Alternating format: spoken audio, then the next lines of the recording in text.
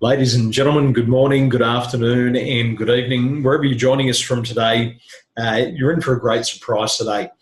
Myself and Bram, Lagrou, we're going to be showing you how to set and achieve your goals faster and easier than you ever thought possible. One statistic that blew my mind was when I learned that only 3% of the population have clear set goals and plans for the attainment of those goals, whereas the other 97% of the population don't have any goals in place. After a period of 10 years, according to the research, those 3% of the population who did have goals and plans for their attainment, they were actually earning 10 times more than the other 97% combined. So I know it's in my best interest to set and achieve my own goals, and I know that it's in your best interest to you also. So help me welcome Bram Lagrou. Bram, welcome. Good to see you again. Hey, good to see you again, Daniel. And yeah, hello everybody, whatever morning, evening, midnight. You know, if you're in a timeless zone, you're welcome nonetheless. Bram and I have been meeting on a regular basis to share important information. And these ideas that we're going to give you tonight, these work immediately. These ideas have been tested for more than 30 and 35 years. We've tested these personally with our clients. They've been tested inside of more than 10,000 small to medium-sized businesses. They've also been tested in large-scale organisations, all the way up to Fortune 100 companies.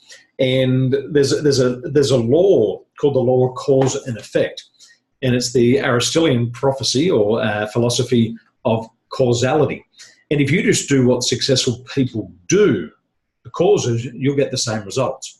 So we're going to share with you many ideas tonight on what successful people do when it comes to goal setting. And if you just repeat this same process, you'll get the same result. It's like baking a cake. If you follow the instructions, if you put all the ingredients in the right order and sequence, you'll bake a delicious cake. But if you just leave one ingredient out, it'll taste horrible. So just do what these successful people do, and you'll start to achieve your goals faster and easier. So, Bram, I'm going to let you kick it off this evening. Very well. Thanks so much for that, Daniel. And for everybody that is joining us here, I just would like to hear who likes stories, because I would love to share a story with you if you're up for it. So, Daniel, you're in. Who else loves stories? And obviously now in the context of goal setting and goal achievement. All right. Do we got a few people already joining us there, Dan? Because I haven't got the finger on the pulse. We do. The heart's beating. Excellent. Well, great. Well, look, the story that I want to share with you is really where I thought that the goal setting really hit home for me. And imagine a few years ago where I was on my way to a staff retreat with one of the major developers in Adelaide, one of the private companies, highly successful, you know, a few guys that just somehow build a business within 5 years in, you know, the $55 million already and quickly growing. And I was invited to speak at the entire team to actually revisit, you know, what this business is going to do in the year ahead. Now, the goal in I use an analogy, and I really like to dive deep with the story. So as I was preparing for my meeting, I had done all of my preparation, the delivery of my talk for the workshop that was about to happen, a 2-day event with the entire team. And one of the things that I probably could have done better was the preparation of the roads to actually get there. So imagine you go on a trip, and before you go, normally if the distance is quite far and you've never been there before, you do a bit of due diligence, best to actually get there, particularly in the times when the GPS systems were not there yet. Now imagine this guy has given you $12,000 for 2 days. You've got 24 people waiting for you. And the best that I had pulled off was to pull up a little map from Google and figured out what roads I would have to take to get to there, how much time it would take, and just think reasonably that 45 minutes extra on top of the time that Google said that I would need, and a half an hour preparation on site would pretty much do it. Well, guess what? As I was driving off, and I didn't have the GPS nor a good map other than the one that I printed off Google, I was just driving. The goal was, let's say, obviously to get to Arena Cove, which is in South Australia. And on my way there, even though I was expecting to see the ocean on my right-hand side, I could not see it for the first half hour, not an hour, nor the next hour and a half. I still could not see a little horizon with the ocean there. So I started to get very nervous. Long story short, after a long time and getting really close to actually having to be there, I decided to pull over, get into a service station, ask the person, which typically you have to do. You sometimes need to course correct and check in with people and see how you're tracking towards your goal. And then the person just gave me the feedback, Arena Cove, you're in Thailand Bent. And that is pretty much still 120 kilometers away from my destination. Now, I really had then an epiphany moment. I thought there is a little bit more about goal setting and then the roadmap to get there that I really need to get better at.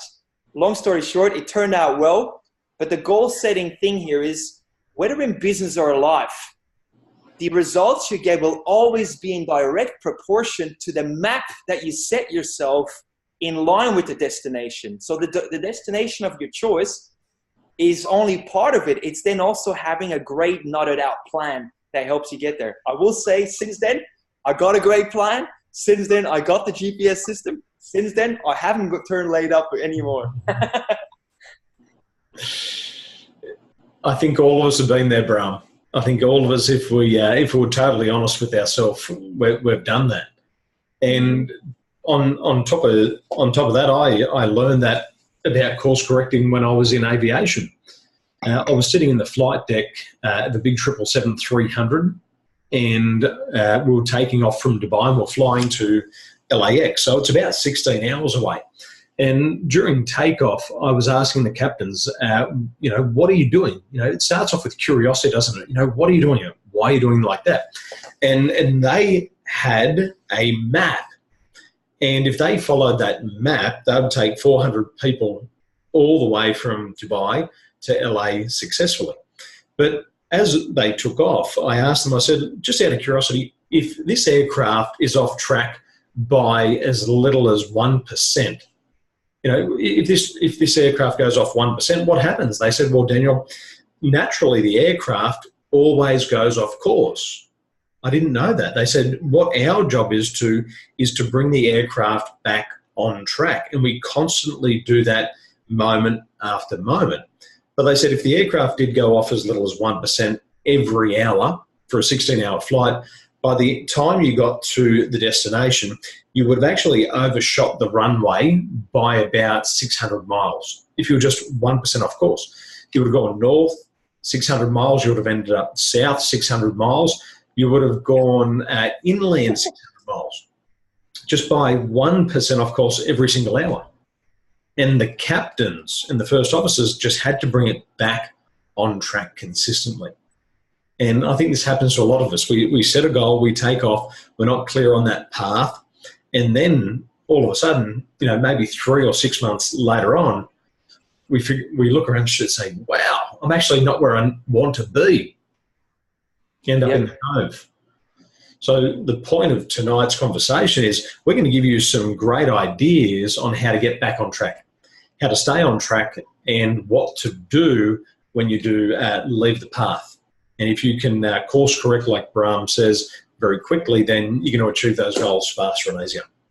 So when it comes to goal setting, Bram, what's some of the most important ideas that you'd like to share with our audience this evening? What do they need to know right now? Yep, great stuff. First thing that I'd like to share with people is that, look, you and I, Daniel, we've done lots of time management and goal setting type of activities. We've seen and learned with all sorts of gurus out there, their methods. And I think what we always come up with is we mold our own system based on, the cherry picking of all sorts of systems out there.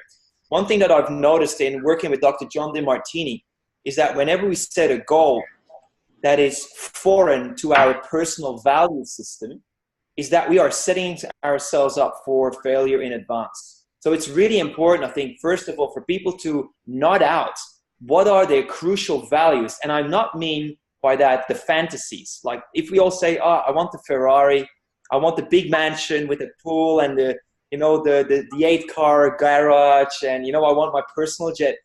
There's a lot of, let's say, there's only few people that will actually mean that and will actually do what it takes to get there. And if we don't do what it takes, it just means that our values are not there. We choose something else instead. And so nodding out your value systems before you choose your goals is really important. I'll give you an example. A lot of people want to lose weight. They say, I want to lose weight. But they start, yes, they take the action and go to the gym. They sign up for a year membership. They go for the first 2 weeks, go really in hard. Then the muscles start to really feel sore. And then they decided that it might not really be for them. And then they start, let's say, winding off. So you see already there that the value system is not fully aligned with the goal of losing weight, right? So it's really important. Get clear about what are your goals, your values first. Because if your values, for example, are family, and then you set yourself a goal for let's say, for wealth, you need to find a way to construe the value, your personal value, something that you invest time, money, and energy into, and then mold it or somehow attach it to the goal. When you do that, it's much better. I'll give you an example. Even though I like money, wealth has not really been on my radar for a long time. Why? Because I valued dining out, I valued nice clothes, I valued travel, I valued surfing, I valued nice tools that I wanted to buy for myself and my family. So in a way, my personal value was more enjoyment rather than wealth building and saving, right? Because I know that. One thing I do now with my goal setting is that whenever I set myself a financial goal, I bring it back to the things that I actually will get from it as byproducts if I have the money. Know thyself. So get clear on the values. Then choose a goal that you can actually blend with your values, where you know that if you hit the goal, your values will also benefit from it. So you need to actually rationalize yourself into the benefits behind the goal so that that goal is more easy to achieve, and we will do the hard work, because none of the goals come easy in terms of attainment. Then the last thing that I think is, we know that the idea of KISS, keep it simple and stupid. I think we sometimes choose ourselves too many goals, and there's something magic with the number 3. So at any given point in time, it's okay to have a list, a bucket list of things we want to achieve. But, coming back to your story about the flights and the course correcting that the pilots did all the time, we need to have very clear metrics in place that we can check in with and course correct every single day, or at least every single week, because you cannot allow yourself to check in only once a month or once a quarter, or even worse, once a year. And if you have 3 metrics only that you're tracking, or 3 goals, one goal or 2 goals with 3 metrics attached to it, it's so much easier to get traction with each one of them, because complexity is the enemy of goals achievement. That's definitely what I've experienced. So these are just a few ideas. In a nutshell, values clarification first. Then attach those or bolt those values onto a goal that is meaningful to you because of your values, so that you can rationalize and explain what you will get from achieving that goal, and that gives you fuel and purpose. And last but not least, work with the number 3. Keep it simple and stupid. Set yourself only on 1 or 2 goals at a time that you choose some metrics for, that you can check in with on a daily or weekly basis, so that you can see whether or not you keep going in the right direction. And if not, if you fall back a little bit, you can easily get back on track. These are phenomenal ideas, ladies and gentlemen. And Bram and I work with business people in Australia and all around the world. And one of our beliefs is that when you're moving towards acquiring new knowledge and new skills and changing your business model, is that you need to apply a lot of different things. So we're going to give you a lot of ideas tonight, and we don't know which one's going to work for you. So we're going to give you a lot of ideas, and your job is to apply them, and eventually one of these ideas will work for you. And this is called multiple variations. And most times when you change a business model, when you change your goal setting, you've got to change your approach maybe 3 or 4 times before it really starts to work for you. Some people have to make 10 variations, and what happens is we don't know which exact strategy will work for you, but what will happen, one will always work, and all of a sudden you'll just explode. And you'll start to achieve your goals very quickly. So I'm going to add another layer onto what Bram's just shared with you. So what I'm going to do now is I'm going to share a screen with you, and I want to help you better understand emotional intelligence. We believe that emotional intelligence is the biggest predictor of success. According to Forbes magazine, emotional intelligence contributes to 58% of your success in all areas of your life, both professionally and personally. And my belief is that when it comes to goal setting, and Bram mentioned it before, it's all about know thyself. And in emotional intelligence, we call know thyself as self-awareness. When it comes to setting your goals, you need to have a very high level of self-awareness. You have to understand why you think and feel the way that you do. Bram mentioned values. You have to understand your values. Because if you set a goal and it's not in alignment with your values, that goal will almost be impossible for you to achieve. But when you do align it with your values, what happens is your level of motivation goes through the roof. And the third pillar of emotional intelligence is motivation. So there's a 1-to-1 ratio here. When you know yourself, when you know your values, when you're clear on your goal and your purpose and the intent, then what happens is automatically your level of motivation goes up. So motivation here in emotional intelligence is your staying power. And when you set a goal, what happens is you get obstacles. And the majority of people, and Bram and I spoke about this before, we'll talk about it later on, is most people only have one way to achieve their goals.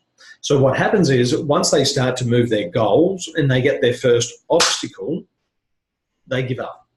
So why we need motivation, and especially tapping into our own levels of emotional intelligence, is that when we hit our first obstacle, when we hit our second obstacle, when we hit our third obstacle, when we hit dozens of obstacles, we have enough energy to pursue that goal. We're able to get knocked down and get back up. We're able to course correct and keep going.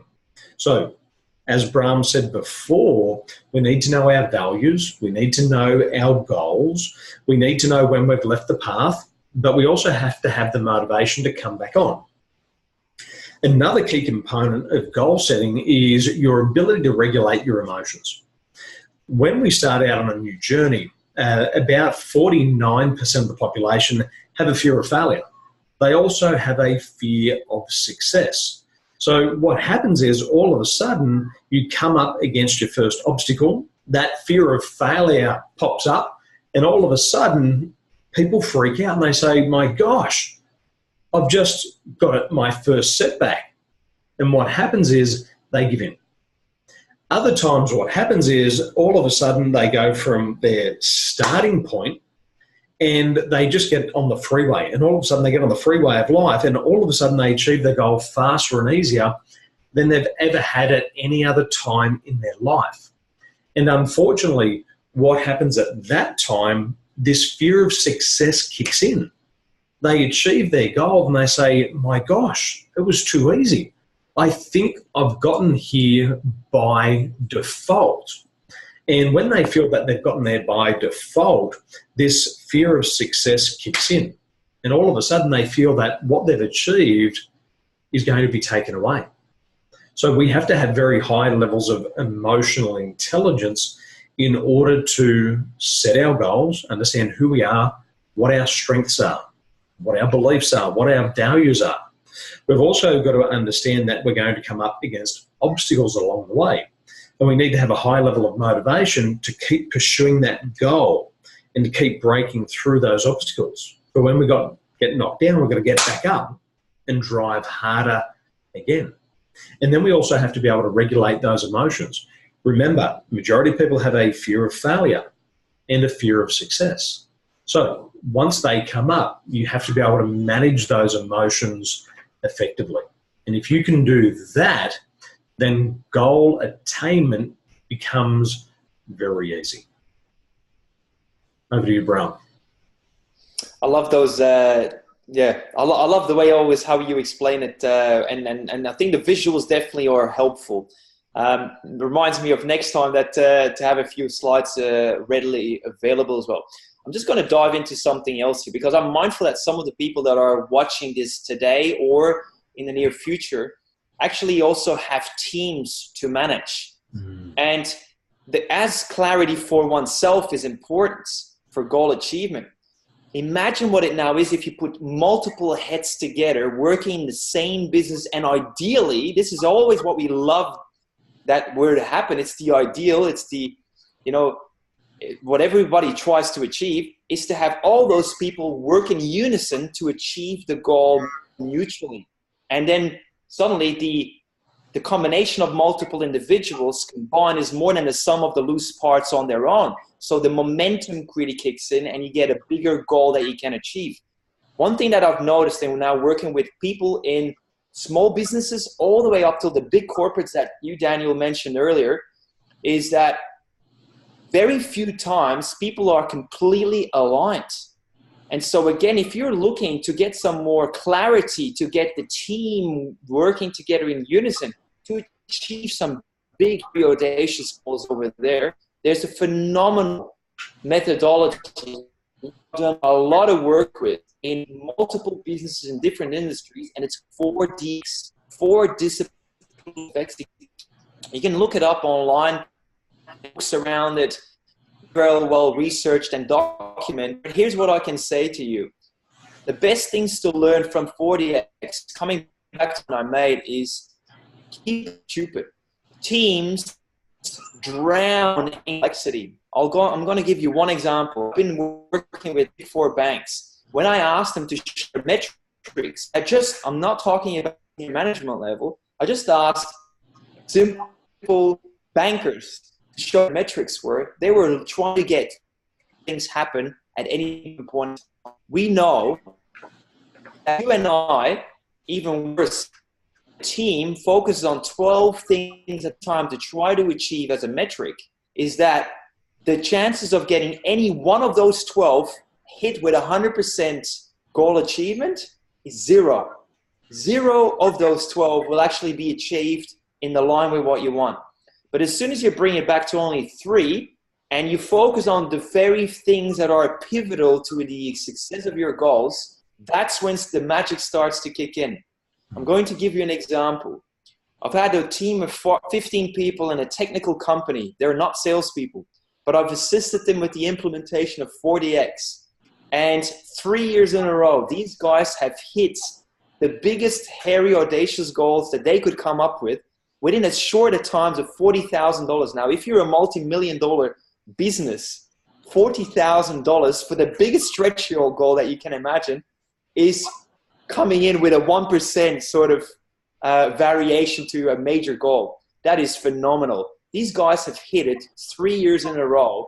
And last, they've taken the entire team to Noosa for a beautiful retreat and fun, just to celebrate successes. The business owner became an entrepreneur of the year as a result of that. They went from $10 million to $15 million in 3 years. So great things without one salesperson. But simplicity, again, is key. And bless you, Daniel. Thank you. So 4DX, look it up. If you want to inquire more about it, I'd be happy to talk to you about it more. But 4DX is a great methodology for a team to help everybody to align in their mind about what is important, what's the goal that everybody puts their weight behind, and then the key 3 metrics to actually achieve that goal that you can keep using every day and week to progress towards the goal that is meaningful for everyone. Bram, as you mentioned there about teamwork, I love the old quote, it takes teamwork to make the dream work. And to back up what Bram's saying, I'm going to show you a case study here that I did recently. It's on our family company, and it'll really blow your mind, because what Bram and I do is we take what we know and we apply it into our own businesses, and we pride ourselves on being a product of the product. So I'm going to show you what happens when you bring a team of people together for a common goal in business. And I'm going to give you a great example here. So keep your eyes on the screen here. This is our family company. It's called Regal Mushrooms, and we have business goals. And as part of achieving the goals, what we need to be able to do is we need to be able to get our team working together. At one location, we have 150 people working together for the common goal. Now, a couple of years ago, what we discovered was that we were very successful. We had $45 million worth of turnovers, but we knew we could do better. So we started to have a look at the level of emotional intelligence in the leadership team. And what we discovered was that in the leadership team, there was a 210% variance in motivation between leaders on the leadership team. Now, one of the leaders had a big responsibility, and they had to lead one team of 100 people. It's a huge responsibility. But the level of motivation was as little as 2.8. Now, what we say is 2.8. This is 2.8 out of 10, or you could say 20 out of 100, 28 out of 100. So whenever this person started to move towards the organisational goals and there was an interruption, if there was a blockage, all of a sudden their motivation stopped and they stopped taking action. So across a team of 150 on one location, we had some team members who had what we could call is a lot of resilience, where we had other team members who had very little resilience. And when the going got tough, what happened was they gave up, they gave in, and they stopped taking action. Once the leader takes action, what happens to the other 100? They automatically stop taking action. Now, this person was very good at their job. They had the right knowledge, they had the right skill, and they had a phenomenal attitude. So over a period of about 2.5 years, I've been showing this team how to increase their levels of emotional intelligence. This team member has increased his emotional intelligence by about 1 point per month over a period of about 2.5 years. The other leaders have also increased their levels of emotional intelligence by about 1 point per month over the past 2.5 years. And this collective growth has enabled our business to grow by $45 million per year. 4 years ago, we had $45 million worth of revenue. This year, and all the years that have followed since, is we have been bringing in $90 million worth of revenues every year. It's gone up by $45 million per year. It is the same product. It is the same team. They just have higher levels of emotional intelligence. And this is a phenomenal example of what you can also achieve when you increase your levels of emotional intelligence. Increase the emotional intelligence and you achieve the goal faster. Great results, Bram. Huge. Emotional intelligence is definitely key. Isn't it funny that sometimes people are looking for tricks and tools and information, but when we bring it back to ourselves and we just help to leverage this incredible device, human mind, and everything else around it, if we somehow really know how to press the right buttons to make it do the right thing, the results change. And you don't need more people for it. You can do more with less or more with the same. It's phenomenal. We definitely have seen the same happening. I've been working with an interesting corporation where sales is not really what they're looking for, but let's just say they're a defense company or a defense organization. And one of the divisions within the organization, now this is a 2,500 staff organization. There's a particular division in there with 250 staff that are just engineers. So imagine to work on these huge multi-billion-dollar business, let's say, products that they put out there. They got 250 engineers working on it. That's 10% of the entire population of the staff. I've worked with those people as well. And I can tell you, engineers, but also accountants, lawyers, financial planners, these more intellectual type people, and there's no stigma here. A lot of my clients, and I love them dearly, are in that boat. They would have a tendency to overcomplicate things. They are always looking for what if, and they just complicate things. Mm-hmm. Now, I think in terms of goal setting, just imagine now, if we complicate things and we keep asking more and more questions, I get it, sometimes we need to minimize risks. But what happens is we become chronicle procrastinators and become chronicle excuse makers to delay and defer.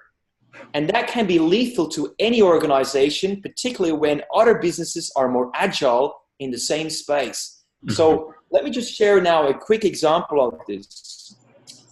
Again, with some of the principles that we just discussed, we noticed that these guys were building a backlog of key deliverables to other divisions within the organization. So imagine that you and your team have to deliver to other teams and you get paid for those. And if you don't get paid for it and you start making a loss, they were in that sort of track where everything was going downhill. Just by simplifying the key little nuggets that I gave you earlier, 1 or 2 goals at any given point in time with 3 clear metrics that will help you achieve those, and keep tracking them on a weekly basis and report back to the team on a weekly basis. After many years of having a backlog and having it grow, it started to shrink, halt, and now they're starting getting in the green. Simplicity helps to align the mind and help you to create, to focus all your creative mental focus on what is important. Filter out the stuff that is taking you away from. And therefore, in terms of self-regulation, if you know that you're actually making progress compared to what you did before by simplifying it and focusing on what matters and filtering out the rest, your self-regulation becomes such that your stress levels go down. You start feeling more in control. Therefore, your mental cortex opens up to the more creative problem solving, and you start coming up with solutions that previously you were completely oblivious to. That's what we started seeing at this organization, and they're called ASC, the Australian Submarine Corporation. Great case study of how a team of 250 engineers, because the top 25 leaders there finally were bold enough to say, let's try to dumb it down and see what it does. And it worked. 40x is the key nugget. And I would love for people to actually have a better, closer look at it, particularly if they're working with a team. Mm. Great case study. We've got a question here, Bram, from Ali. And Ali asks, what should I do if I have a lot of fear preventing me from achieving my goal? I'm going to share my thoughts on this, Ali. The first thing that's really important is to understand what the fear is. So a lot of people have a fear of failure. They have a fear of success. They have a fear of making mistakes. But these actually aren't fears. These are actually self-limiting beliefs. And a lot of people try to deal with fear of failure, fear of success, fear of making mistakes as a fear. But it's not a fear. It's a self-limiting belief. So it's got to be treated as a self-limiting belief. And what always precedes a self-limiting belief is a self-limiting decision. So at some stage throughout somebody's life, they've made a decision that success is scary. They've also made a decision that making mistakes is a bad thing.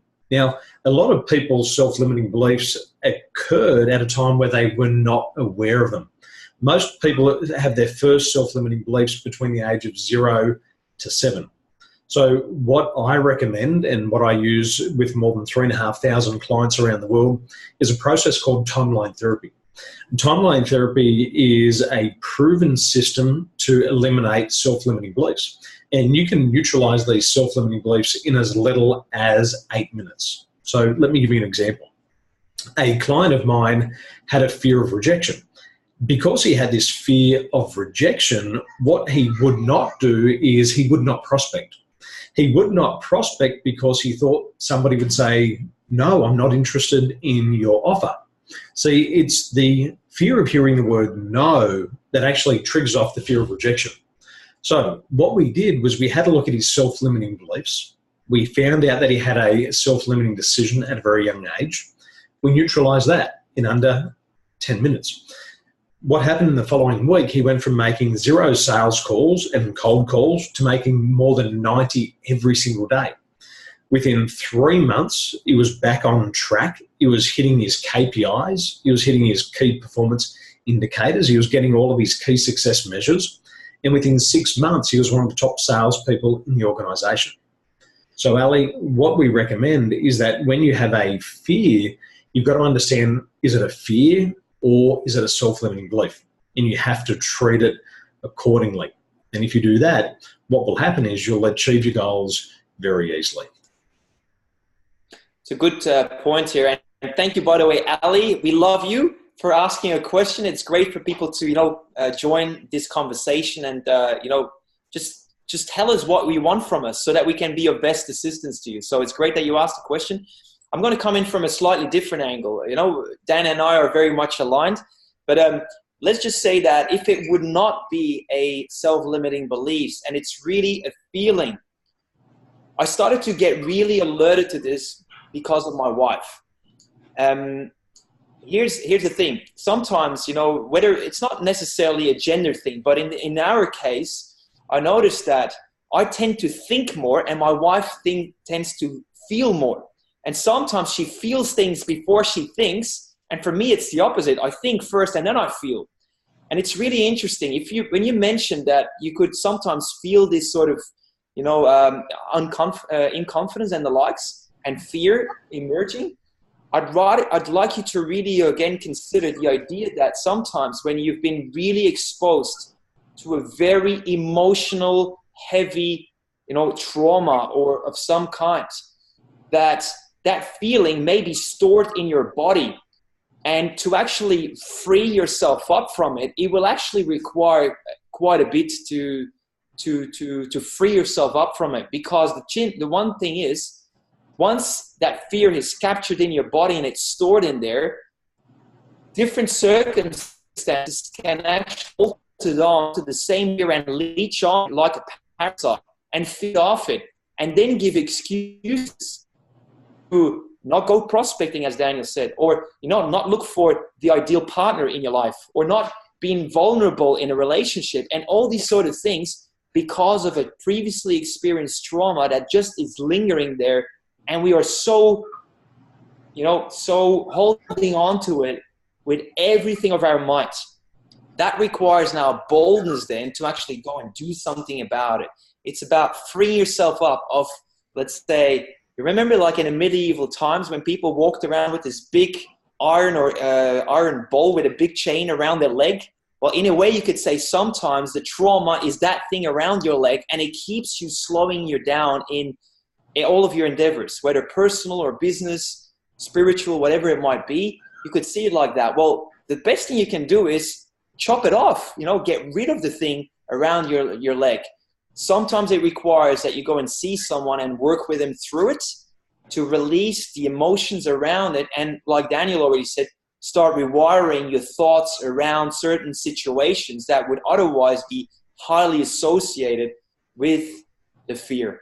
What you do is you pretty much desensitize, we say in psychological terms, we desensitize the trauma and eliminate the feelings attached to it. Once you set yourself free from it, you can pretty much then, go and conquer anything. You just want to desensitize, take the edge off, and slowly take less and less off and start fueling something else that is more purposeful and meaningful instead. There's a lot to be said about the topic, but I hope that was helpful. Bram, there is, and I'm going to highlight it here with another case study for Ellie. is one of my clients, Lisa, a very, very successful bedding manufacturer in Italy.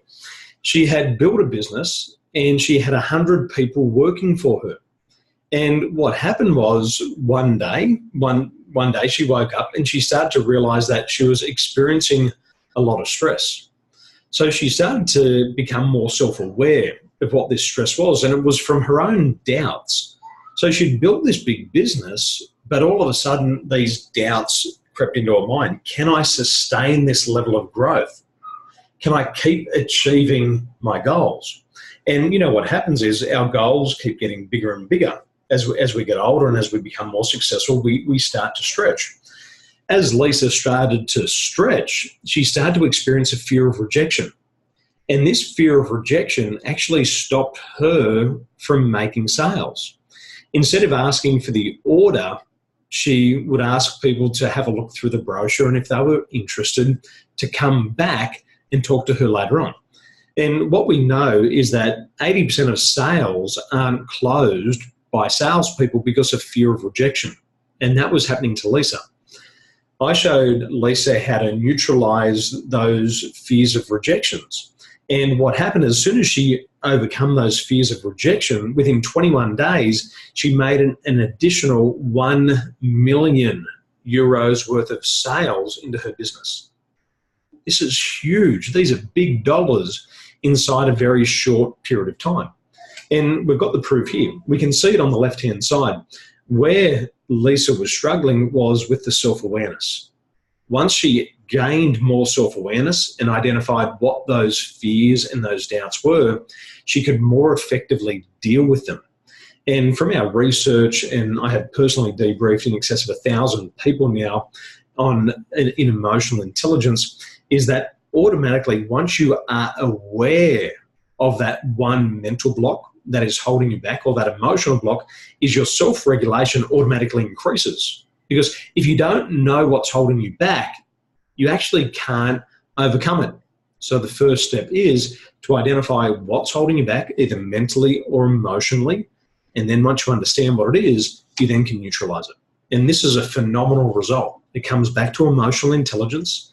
And once you just neutralize those doubts and your fears, then your potential is unlocked and you can start to tap into more of that potential that is within you.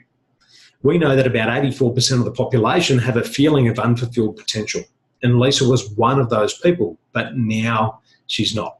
And I know what I could do with €1 million, and I understand what a lot of people would do if they got €1 million, and what they could do with their businesses and what they could do for their families.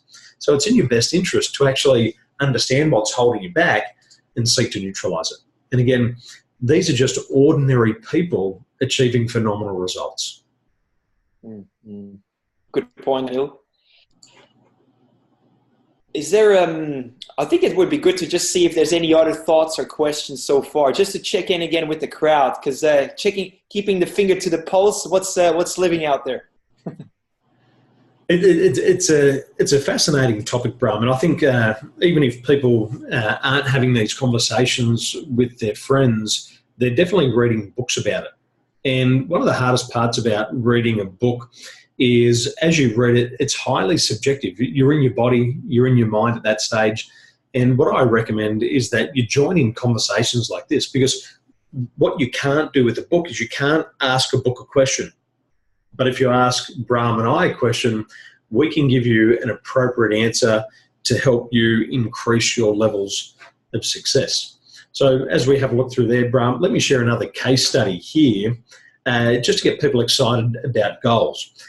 One of the first things that you need to do when it comes to goals is the fastest way to achieve your goals is not to work on the goal. It's actually to eliminate the constraints. It's actually to remove the obstacles and the bottlenecks. And I was working with the good people at Salmat Australia. They were worth in excess of $450 billion. And they went through a business model reinvention. And basically what happens is something works in the past and then it stops working.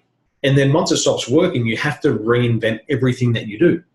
So Salmat Australia, they had goals, And they were smart. They said, look, if we want to achieve these goals faster and easier, we've got to start to remove the constraints. We've got to start to remove the road blockages. And in any business, in the inside of the business, we have what's called internal constraints. Those internal constraints, we actually have 100% control over the internal constraints. Those roadblocks externally, outside of the business, we have very little control over. We can't control the weather. Christmas is going to come around and people are going to slow down and they're going to go on holidays.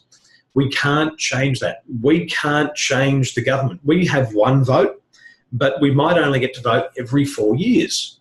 So we can't control those things externally, but we can control what we do internally. So Salmat Australia, they learned emotional intelligence strategies so they could enhance the performance of their people. We know that the average person only uses about 2% of their potential. And what Salmat knew was that if they just started to tap into more of their people's potential and they started to get close to their people, was they could unlock more of their potential. So we worked with them for as little as 7 hours. And over a 7-hour period, we enhanced their performance. And within 90 days, what happened was their productivity went up by 41%. We're talking about a company worth $450 billion. Their backlog reduced by 39%. And this company worth $450 billion, it had a 75% increase in its revenues, simply because they removed those internal constraints. And ladies and gentlemen, here's the point. The fastest way to achieve your goal is to work on removing the obstacles. Once you remove all the obstacles, it's like a road.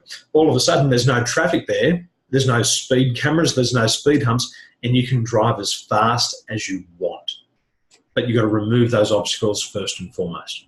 And this is just another thing that you need to be aware of in achieving your goals. If the big people can do it, you can do it. Because a big company is just full of individuals. Just like your company. It doesn't matter if you're 2,000 people or 2.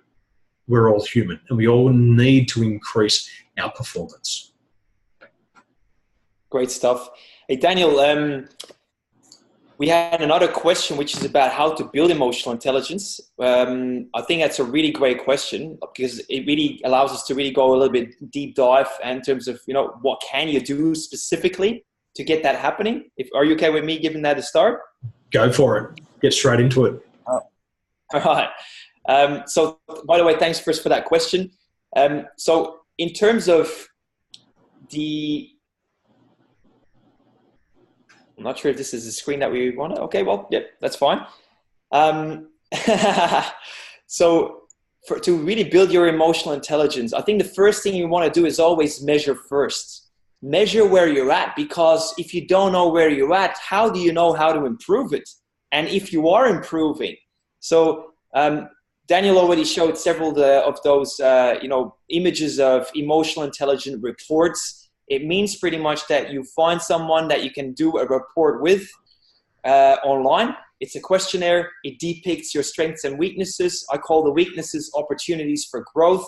And then based on that, let's just say that it's your self-awareness is a bit lower, or your self-regulation is poor compared to all of your other areas, then you just make a decision that you want to do something about it. And then it would be about potentially doing some training in those fields or work with a coach that helps you to develop those skill sets and your abilities in there. The books will only take you as far. Really, that sort of emotional intelligence, it's a lot of practice and doing. And you need somebody who's already been there before to actually help you and critique you and give feedback to you. Because it's that process of continuous doing and getting feedback, doing and measuring, doing and improving.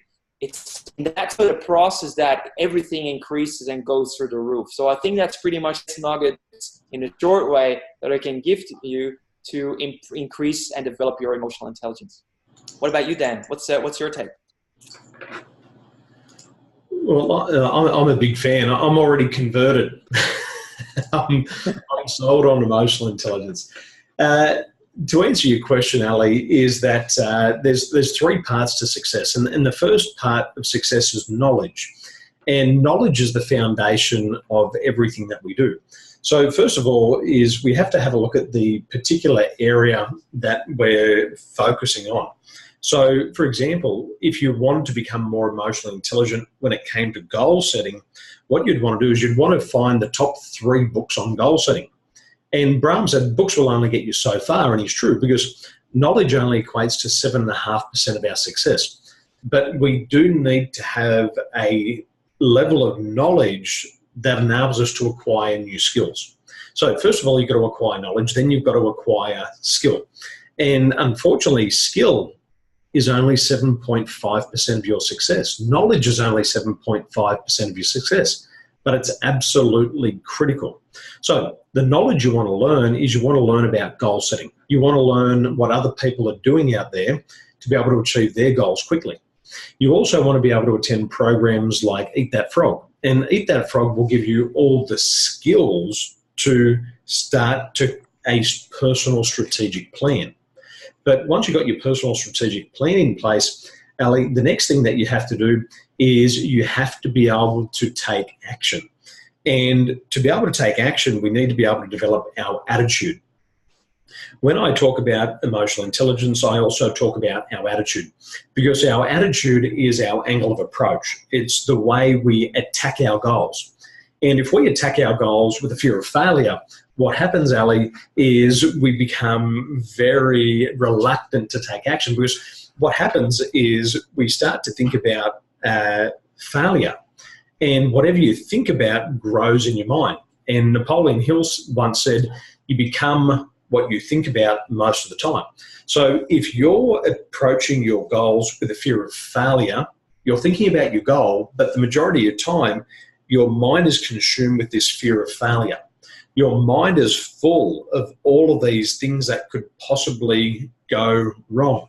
But out of all the things that could possibly go wrong, 96% of those things actually never happen. And only 4% will actually take place. So let me give you an example, Ali, just to highlight this. A good friend of mine and client named Matt Karan is a real estate agent in Victoria. And he had been in property management for 7 years. And as a property manager, you might not be selling the properties, but what you've got to do is you've got to sell the client or the landlord that you're the best property manager for them. And you've got to be able to sell your feed, you've got to be able to sell your office. So Matt had been in property management for about 7 years, but he had this limiting belief, and he had this doubt that he could actually sell. So he would go into avoidance behaviours, and he avoided going into sales. And he came to me and he said, Daniel, look, I've just started this business. I've got no leadership skills and I've got no sales experience, and I just don't think I'm going to sell. So we had a look at his attitude and how he was approaching selling. And we understood that he was telling himself these bullshit stories. He couldn't do it. So we looked at the level of self-awareness, and we can see that on the left-hand side there is that his self-awareness was down to as little as 4.4. So as he was telling himself these stories, they become so ingrained and so subconscious, he didn't even really realize what he was saying to himself.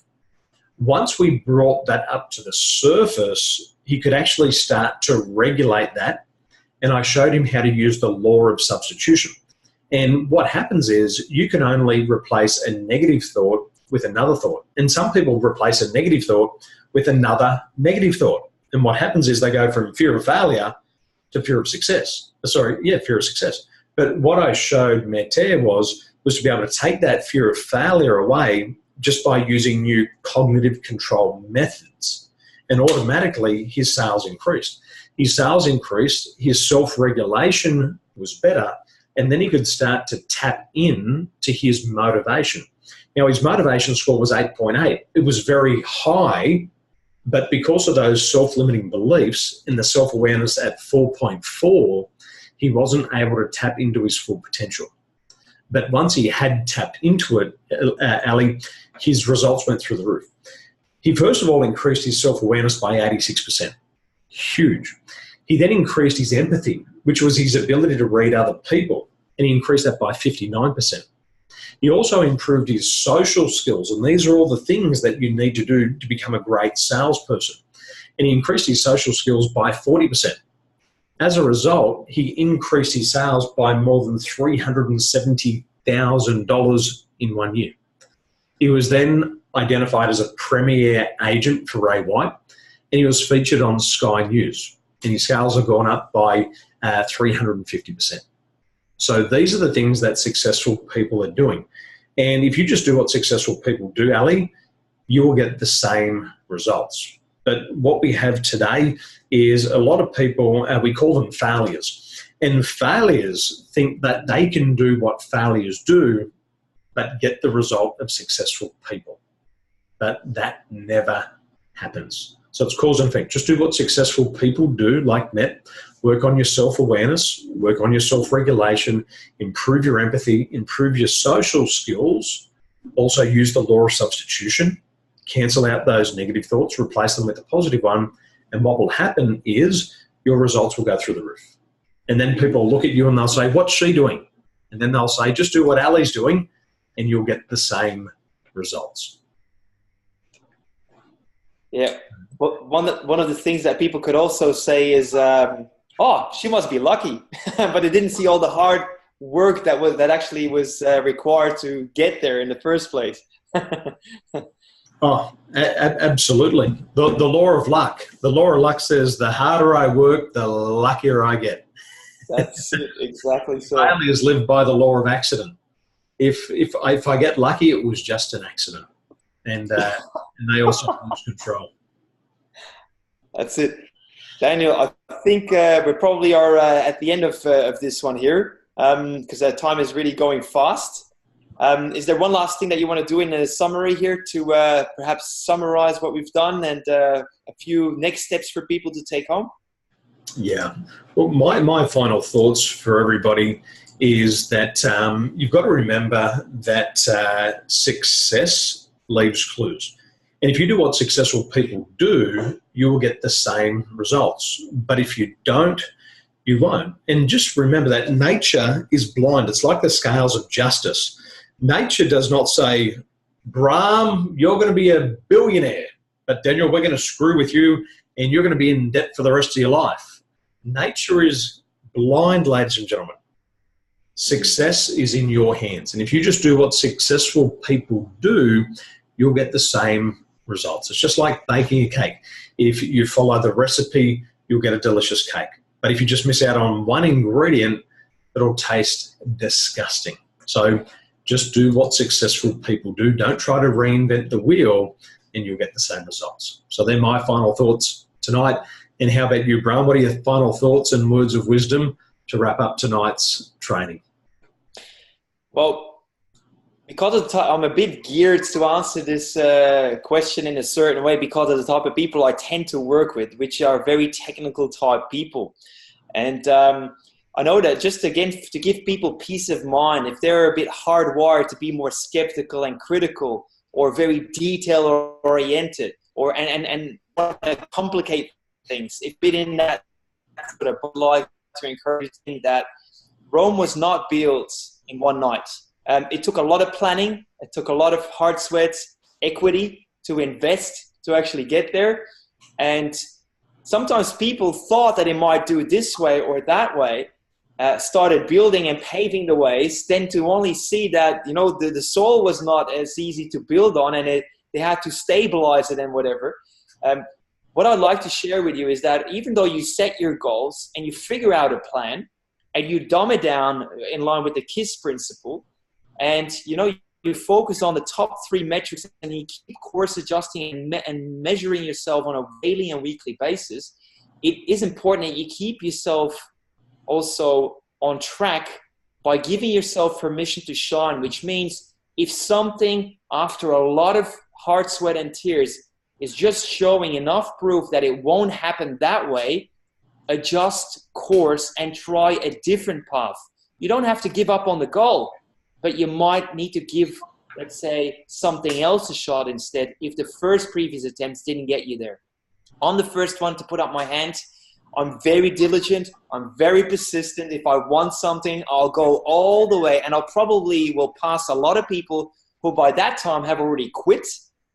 But then if it's after that time, if I'm still on my own and I'm still not there, I need to also ask myself then the question, is this really the way to get there? And is there perhaps a better way and a faster way? And give yourself permission to ask that question as well. Be able to course adjust and potentially change track if the goal is still meaningful enough for you. And I think that's pretty much the last words that I want to share. Thanks again for everybody to join. And thanks also, Dan, for spending some time together again today. It was great. Always nice. Well, they're lovely words of wisdom to wrap it up. And ladies and gentlemen, thank you for joining us. We'll be back here in 30 days from now. And if you're joining us live or on the replay, wherever you are, good morning, good afternoon, and good night. Have a wonderful day. Thank you. Bye-bye. Okay, my man. Let me just hit the